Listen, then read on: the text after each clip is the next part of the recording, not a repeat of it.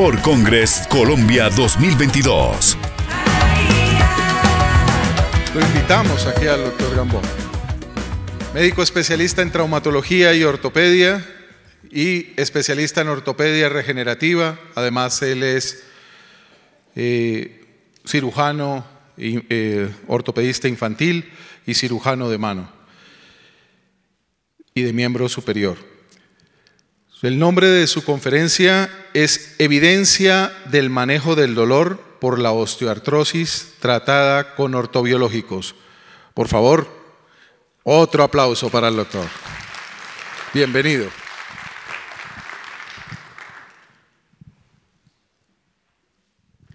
Gracias, buenos días a todos. Un placer verlos nuevamente ahora aquí en esta hermana República de Colombia. Y Pedro, muchas gracias por aceptarme aquí para venir a dar lata.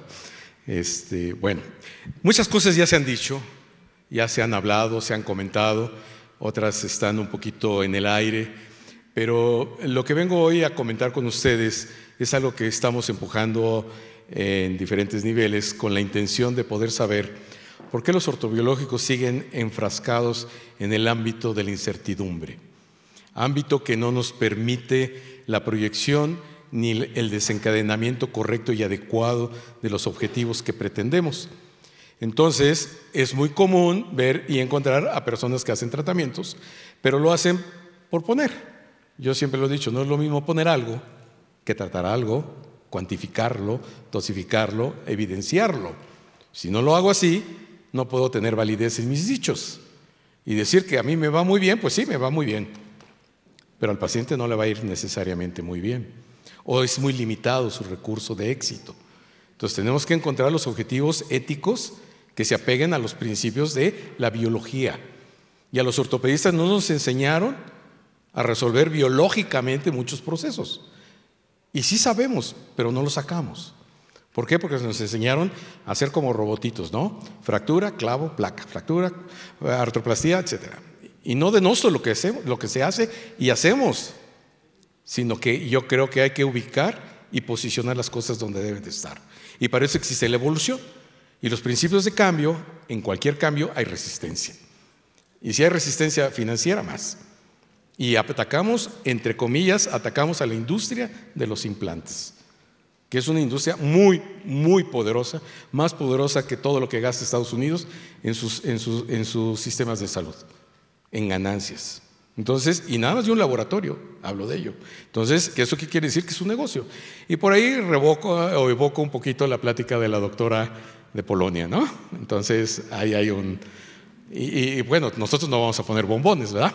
Nosotros vamos a poner implantes. Y vamos a poner biológicos como una opción, no una alternativa. Que quede muy claro, no somos alternativa. Somos opción porque tenemos resultados, porque tenemos evidencia, porque tenemos análisis, porque tenemos publicaciones y metaanálisis. Quizá el nivel de evidencia no sea tan alto como lo son otros métodos, porque apenas llegamos al 2, 3, que es en donde andamos. Pero ya mero llegamos al 4, y cuando estemos en ese punto, eso va a tener una dispersión de ciencia más concreta y va a exigirle más al médico. Hoy en México estamos colegiando y certificando a través de los apoyos de las instituciones como educación pública para que tengan validez y reconocimiento de que quien está poniendo un biológico en su consultorio tenga esos dos principios, como lo tenemos en ortopedia. Para que yo pueda poner un implante tengo que tener un colegio, tengo que tener un consejo. Bueno, pues en medicina regenerativa específicamente y en ortopedia ya lo tenemos en México como un régimen regulatorio. Lo que no se regula no se controla. Entonces tenemos que controlar todo esto. Bueno, echando un poquito a volar la política y demás, vamos a entrar al tema. Y pues bueno, ya se ha hablado mucho de la inflamación, el estrés oxidativo, la afectación celular, cómo se van cambiando los principios hasta llegar a la enfermedad. ¿Ok? Entonces, este proceso es el fundamental, y ya también se ha hablado que los procesos de industrialización, podemos hablar de la revolución industrial, cómo nos vino a afectar y a llevar hasta donde estamos hoy día, y cómo afecta a nuestra salud en el hábito cotidiano del comer. Y que entonces, ¿qué le pasa al ser humano? Es lo que come, no hay más. Ahora, hoy sabemos que hay otros entornos, como la epigenética. Hoy se están descongelando los árticos y están trayendo nuevos virus que han estado dormidos por siglos y no sabemos cómo los vamos a atacar. Y están empezando a tener contaminación de mantos freáticos, cosas que apenas se empieza a hablar. Ya nos tocará vivirlo porque el calentamiento global va a tener sus implicaciones. Entonces, el tema, la osteoartritis, ¿sí? Como principio habitual, todo mundo podemos estar tentados a tenerla, padecerla o acercarnos a ella, o tener siempre a alguien cerca de nosotros que la pueda padecer. Bueno, pues entonces cuando la podemos entender, que ya se ha hablado mucho de ello, no voy a entrar en detalle, desde el punto de vista terminológico, bueno, pues su patogénesis sigue teniendo impactos importantes. Y lo dije hace un momento en un comentario. Hoy la osteoartritis no la conocemos, estamos aprendiendo algo más. Todo el mundo piensa que osteoartritis es porque me duele la rodilla. No, está el hueso subcondral, pero atrás de ello está todo el ente sistematizado, las famosas ómicas, de las cuales se han desglosado, la proteómica, muy perfectamente bien por el doctor Iván, y se han hablado de otros aspectos como la nutriómica, que antes era nutrición, y con el tiempo se convirtió en ciencia, y pasó un proceso muy bien. Y ahora se está prefiriendo de alguna forma la formación de médicos nutriólogos y no licenciados en nutrición que no conocen de medicina, porque la metabolómica, que es otra ómica, va a ingerir en ello. Si yo tengo un paciente, y lo dijeron hace un momento también, si tiene diabetes y le pongo un tratamiento biológico, ¿qué voy a hacer? Tirar el producto. Mejor no le hago nada. Primero lo regulo, lo controlo, lo metabolizo y lo pongo en orden, y entonces sí ya puedo recurrir a un tratamiento, ya sea con tratamiento autólogo o halogénico. Entonces, el que sea su preferencia y que sea el de su conocimiento y que les dé los resultados de lo que buscan. Entonces, para eso es muy importante saber cómo vamos a hacer que esas células o esos productos biológicos, como es el Plasma con factores de crecimiento, tengan el impacto de lo que queremos hacer. O sea, no van a trabajar porque la mente trabaja y diga, yo quiero que llegue a la lesión tal. No, y para eso el médico ortobiológico, en específico en la ortopedia, pedimos 3 principios fundamentales. Uno, una historia clínica que se ha perdido en la esencia de la práctica clínica. Una historia clínica que nos va a dar toda la información ómica. ¿Por qué? Porque sabemos que es diabético, a lo mejor fuma. Y hay gente que pone tratamientos biológicos a los fumadores y lo único que está haciendo es tirar el dinero a la basura. ¿Por qué? Porque el tabaco es meramente tóxico y es una contraindicación de un tratamiento biológico y nadie lo cuestiona al paciente. Y así sucesivamente puedo hablar de otros aspectos. En el sentido práctico de también hacer una muy buena exploración. La rodilla tiene más de 400 puntos específicos de aplicación de un biológico. Y para hacer un tratamiento tan preciso, necesito tener un diagnóstico eficaz y para eso el radiólogo no me lo va a dar. Lo tengo que dar yo. Yo tengo que interpretar mis estudios. Tengo que tener ese conocimiento porque el radiólogo no me va a decir que tiene una lesión meniscal cuando nunca ha visto un menisco por dentro. Y no sabe cómo se ve. Y no sabe cómo se traduce una imagen. Nosotros sí la traducimos porque hacemos la retroalimentación del estudio y entramos con el paciente. Entonces decimos, no, resulta que no era un desgarro transverso, es uno longitudinal. Y entonces requiere a lo mejor una sutura porque está en el área de sutura. Y ya cambió el proceso terapéutico. O hasta a lo mejor biológico, porque está en área vascularizada, que es todo un rollo y hoy no lo vamos a tocar. Bueno, entonces, ¿cómo lo tenemos que hacer? Muy preciso. Y el tercer punto fundamental, que tiene que ser básico para que un éxito tenga un tratamiento biológico, es que tiene que ser dirigido y colocado precisamente en el sitio lesionado. Y ahorita voy a explicar por qué. Tiene un sentido lógico. ¿Sí? Y el sentido lógico es que no voy a poner en una rodilla, que es lo más común, una infiltración, así es lo correcto, una infiltración, voy a infiltrar, voy a depositar en toda una cavidad y no va a dirigirse a ningún lado. ¿Y cómo va a entrar a un desgarro de un tendón? ¿Cómo me va a regenerar un desgarro de un ligamento cruzado anterior? Pues no va a haber manera de que penetre y lo vamos a ver ahorita. Entonces, todo esto tiene un proceso evolutivo y la medicina regenerativa, que es todo el universo del cuerpo, pues bueno, nuestra área es la ortopedia regenerativa. Entonces, la ortopedia regenerativa la tenemos que visualizar como tal. Tiene sus principios y sus dinámicas, muy diferenciadas, pero no alejadas de un manejo multi, inter y transdisciplinario. Es fundamental también manejarlo de esa forma y por ahí a lo mejor les podemos dar algunos bombones y salir con éxito. ¿Ok? Entonces, ¿qué es lo que tenemos que hacer? Eso. Ahora, yo en lo personal, hoy día no uso antiinflamatorios, sí uso analgésicos, no antiinflamatorios, y menos en lesiones agudas, porque voy a inhabilitar el proceso biológico antiinflamatorio. Lo tengo que preservar, conservar. ¿Cómo? Con rehabilitación. Hoy existen dos grandes troncales de la rehabilitación, la clásica de reposo o la actual, bien dirigida, dinamizada. Y utilizar el movimiento como un mecanismo de rehabilitación temprana y rápida, favoreciendo los procesos de cicatrización biológica. Entonces, a final de cuentas, pues hay mucha información de ciencia, no le quiero entrar tanto al tema porque nos podemos pasar mucho tiempo, sin embargo, vamos a tomar más adelante un poquito de ello. Entonces, vean todo eso y empezamos a ver claves y significan, hay que aprenderlas, porque hay que conocerlas, y cada una tiene un principio de funcionalidad biológica. Entonces, en ese sentido podemos concluir que tenemos que aprender a saber cómo identificar esos procesos. Y tenemos que saberlos cuantificar antes, durante y después, porque sí hay y sí existen mecanismos de que nosotros podamos tener información de marcadores biológicos que nos ayuden a saber que tenemos el óptimo del resultado. ¿Cuál es el más importante? Inhabilitar el proceso crónico inflamatorio, no agudo inflamatorio. ¿Ok? Y tenemos crónicos agudizados, tienen su tiempo y su momento. Entonces hay que balancear exactamente el proceso de tratamiento. Y a esto es a lo que me refiero. Si nosotros conocemos los procesos biológicos de la cicatrización de cualquier tejido, cualquiera, conocemos los principios fundamentales de la capacidad que tiene el organismo para hacer su propio aporte de células mesenquimales, porque a final de cuentas esa es una realidad, la necesitamos. Y aquí es donde juega precisamente este fundamento de cómo nosotros tenemos que buscar regenerar sin cicatrizar. Y en el peor de los casos, que es una cicatriz funcional. Entonces, esto va a depender de los biológicos, de los tiempos, los momentos en donde se encuentre, los aportes naturales. No es lo mismo un paciente de 80 años que un paciente de 15. El proceso biológico de reparación y regeneración es completamente diferente. Así que tenemos que entender que si conocemos todo el principio de la fisiopatogenia y si vamos a abordar a un paciente, lo vamos a hacer intraarticular, pero dirigido a un punto específico, o lo vamos a hacer incluso intraóseo. Porque lo dije también, hoy la osteoartritis tiene un principio del hueso subcondral muy importante en el proceso degenerativo del cartílago. Y los que están aquí, que son compañeros ortopedistas, y los que no y lo sepan, las famosas perforaciones tipo Pride que se hacen por artroscopía y se perfora el hueso, el hueso subcondral, no se llega a la lesión afectada.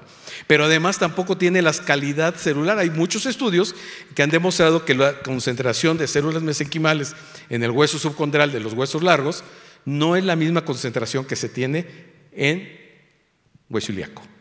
¿Ok? Anterior o posterior, el que quiera. Pero está bien demostrado por valores. Entonces, ¿qué pasa si yo voy a aplicar un tratamiento y mi hueso, en este caso, o un tendón, imagínense que son las paredes de un tendón, yo le deposité a la articulación mi producto? ¿Cómo va a entrar aquí? Pues no hay manera. Ni la fibrosis, ni la cicatriz, o en su defecto, las limitantes que tenga del proceso de daño. Entonces, ¿qué tenemos que hacer? Dirigir el tratamiento dentro de la lesión. Pero no se va a tratar nada más de que llegue la aguja. Tiene que llegar la aguja y tenemos que volver a hacer lesión para que se desencadene el proceso de cicatrización que sea no cicatrizante, no fibroso. Y ahí viene el principio de por qué los tratamientos biológicos per se y por definición hoy son dirigidos y apoyados por ecografía guiada o por arco en C o rayos X dinámicos. Entonces, eso es fundamental. Si no lo logramos hacer, no vamos a tener un principio fundamental de la función biológica y de lo que pretendemos hacer. Entonces, ¿qué va a suceder? Pues sí, depositar algo, pues, ¿sí? Y déjenme decirle, no en forma de denostar lo que hacen, pero el 95%, y eso son estadísticas no mías, sino americanas, están las aplicaciones de ortobiológicos hechas por médicos intervencionistas no ortopédicos, solo el 3%.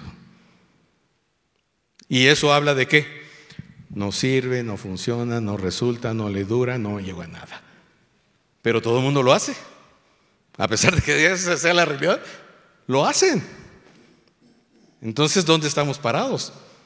Tenemos que tener conciencia de que las cosas se tienen que hacer de valor, y de valor para el paciente, porque esa es nuestra meta y nuestro objetivo. Y si no se lo vamos a dar, pues no hay que hacerlo, pero pues mientras nos esté dando esa situación. Y para eso hay un sinnúmero de estudios que nos van a avalar y a proteger mucho, y para eso necesitamos saber qué voy a ponerle. La industria produce, y la industria viene y me dice, este es el bueno, este es el mejor, este le hace, este le da. Pero ¿cómo lo mido? ¿Cómo lo cuantifico? ¿Cómo lo determino? ¿Y cómo lo concentro? ¿Cuál es la diferencia entre un BMA, por siglas, y un BMAC? La C es la diferencia, la C es el concentrado. Entonces, un bone marrow aspirate, un BMA, no me da la misma concentración que un BMAC. Y si yo obtengo, y hay muchos sistemas que le sacan 10, 20, 30 centímetros cúbicos de sangre o de médula, ¿será lo mismo que si yo le saco 60 y lo concentro? Pues obviamente tengo mejor calidad de producto. Entonces lo puedo cuantificar y lo puedo medir y puedo saber cuáles son sus alcances. Y es lo que vamos a ver. Entonces, para eso necesitamos saber qué tengo en las manos, qué es lo que voy a usar. Entonces, ¿qué usamos? Vamos a tomar el ejemplo más común, plasma rico en factores de crecimiento, para no entrar en detalles de células mesenquimales, porque es muy, muy complejo. Aquí está la clave. Estos factores, dentro de los muchos que tiene las plaquetas, este factor, que está aquí escondidito, que se llama TGF-beta. Ayer recibimos una conferencia muy interesante. ¿Sí lo recuerdan? Un producto de origen alemán, y esa es su base. La diferencia, después me fui a conversar con ellos, y la diferencia únicamente estriba en que lo que yo hago es biológico y natural, autólogo, y lo que ellos hacen es industrializado, procesado. Inclusive convergimos, analizamos costos, y ellos salen más caros que nosotros. ¿Ok? Mínimas diferencias, pero sale más caro. Pero son valores de que, por ejemplo, si yo voy a tener un paciente de 70 años y le voy a poner un tratamiento, pero tengo la agudeza y la certeza de que le hago una biometría hemática y sé cuántas plaquetas tiene, yo voy a saber ese concentrado plaquetario, cómo lo puedo multiplicar, cómo lo puedo concentrar y cómo lo puedo administrar. Y para eso le voy a dar una dosis. Pero tengo que saber que esa dosis, si es muy alta, me puede fallar. Si es muy baja, me puede fallar. Pero si le doy la dosis perfecta, va a ser el resultado más adecuado. Entonces tengo que saber los grupos de edad que me dan y el estudio de la biometría hemática que me da. Si yo juego con ello, puedo saber exactamente lo que voy a hacer. Y por lo tanto presumo y asumo que puedo tener un buen resultado. Entonces, siempre hay que medir las plaquetas. Si tiene plaquetopenia, pues no me sirve el paciente, no le voy a poner un producto que no sirve o que está caducado, pero si le pongo el valor preciso y contengo los niveles más altos de este factor de crecimiento que ya vimos contra ese producto industrializado, pues obviamente voy a tener el excelente resultado que pretendo. Y esto pues me puede permitir asociarlo, y esto lo hacemos nosotros aquí en nuestro Centro de Ortopedia Regenerativa. Es un protocolo que tenemos, ya hemos hecho una infinidad de pruebas, estamos a punto de hacer el preclínico en humanos y de obtener resultados de acuerdo a lo que hicimos en el laboratorio. Tendremos una oportunidad de un tratamiento para reparar y regenerar cartílago, que es el reto mundial, ¿no? Entonces, hacer esto, y para eso, pues bueno, también tenemos puntos alternativos. Y ahorita estamos trabajando mucho lo que es la senescencia mitocondrial. ¿Cómo nace la vida? ¿Dónde se origina? ¿Cómo se origina en la gestación la vida? ¿Qué hace que el corazón empiece a tum tum? ¿Quién le da la señal? ¿De dónde sale la señal? ¿Cómo inicia la vida? A través de la energía. ¿Cierto? Pero ¿quién activa esa energía? ¿Un poder divino? Se los dejo a su criterio. O un poder biológico, y se llaman mitocondrias. Y las mitocondrias son la energía de la célula, son las baterías de los autos. Sin ellas no funcionamos. Y también se mueren, se llama senescencia mitocondrial. Hoy estamos iniciando un protocolo muy interesante y los invito a que visiten, y no es comercial, pero es algo que me ha costado mucho trabajo entender y me han puesto a estudiar mucho, es sobre lo que es la capacidad que tiene la mitocondria bien estabilizada, y la que se está muriendo, jálale lo que le sobra, jálatelo para que siga funcionando y tenga un mayor vigor celular y por ende corporal, y me permita que mis tratamientos funcionen mejor. Entonces sí, a lo mejor nos estamos acercando a una mejor, y lo pregunté también con la plática del envejecimiento, ¿cuál es la diferencia entre envejecer y tener longevidad? Que tenemos que tener longevidad saludable y no envejecer. Envejecer es un principio de enfermedad. La longevidad es un principio de salud y es lo que nos va a permitir postergar en la vida. Entonces, utilicemos los principios adecuados, aprendamos, y no me queda más que agradecerles e invitarlos a Querétaro en nuestro próximo congreso, donde el señor doctor Pedro Sánchez nos hace el honor de acompañarnos. Ya es miembro distinguido también allá, aunque no seamos sociedad, pero quedan invitados. Tenemos cursos también de ecografía guiada con aplicación de biológicos, y tenemos próximamente vamos a tener unos fellow. Entonces, eso es lo que les puedo invitar, a que razonemos, seamos más conscientes, éticos y profesionales. Muchas gracias. Muchas gracias al doctor Carrillo. CISDED.